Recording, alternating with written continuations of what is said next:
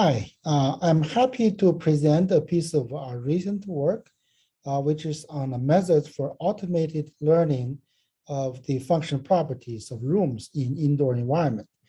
So our work actually contributes to the enrichment of indoor models by adding specific type of semantics to rooms, which is about room usage.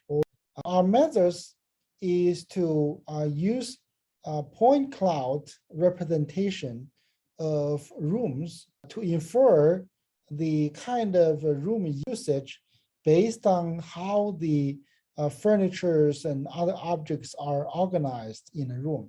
Our goal is to develop a room function classifier as indicated in the flow chart, where the input is the point cloud representation of the rooms. So our methods is to design kind of a deep learning architecture that serve as the room function classifier.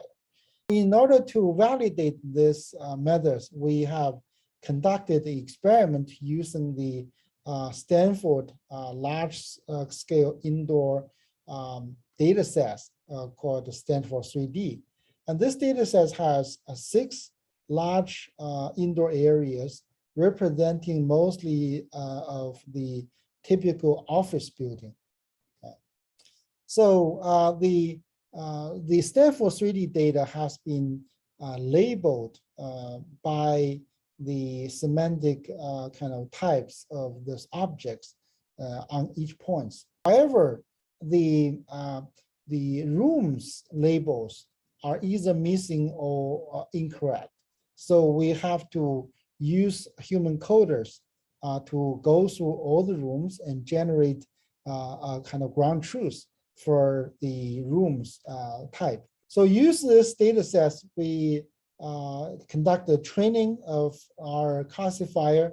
The way we do that is to use a 2/3 of each categories as a training set and 1/3 of each category as the testing set to generate 2 measurements. And here we have a chart that shows we call it a confusion matrix. Okay, so the diagonal of this matrix showing the accuracy of the classification, and the non-diagonal cells show the confusion measure of this classifier. We find that the offices and conference rooms are pretty clearly distinguishable from any other rooms, like hallway, storage, and lounge. Okay. This is kind of showing that there's certain kind of similarity between conference rooms and offices in terms of spatial layout.